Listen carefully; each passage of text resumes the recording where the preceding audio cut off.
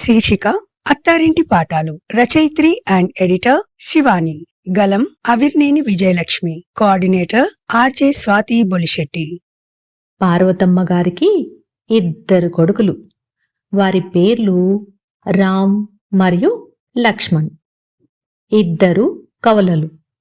ఇక 2 పెళ్లిళ్లు ఒకేసారి చేద్దామన్న ఉద్దేశంతో సంబంధాలు వెతుకుతున్నారు. ఇలా వెతుకుతుండగా అన్నదమ్ముల పిల్లలైన శ్రావ్య, కావ్య పార్వతమ్మ గారికి బాగా నచ్చారు.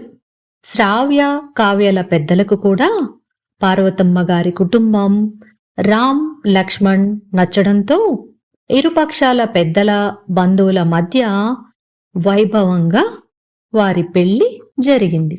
శ్రావ్య తల్లి, అత్తగారింట్లో అందరితో కలిసిమెలిసి ఉండు.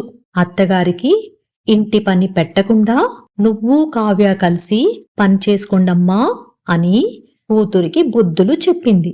ఇక కావ్య తల్లి, నీకు బోల్డ్ కట్నం ఇచ్చాం, ఇంటి పని ఏమీ చెయ్యొద్దు, హాయిగా కాలు మీద కాలు వేసుకుని మహారాణిలా గడుపు, కాదు కూడదంటే ఇక వేరింటి కాపురం పెట్టేయి అని చెప్పింది.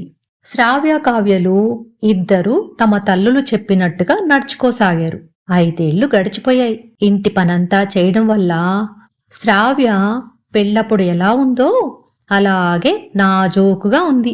ఇక ఏ పని చేయక శరీరానికి తగిన వ్యాయామం లేని కావ్యకు విపరీతమైన స్థూలకాయం వచ్చి దానితో పాటు షుగరు, రక్తపోటు కూడా తోడై ప్రస్తుతం ఆస్పత్రుల చుట్టూ తిరుగుతుంది.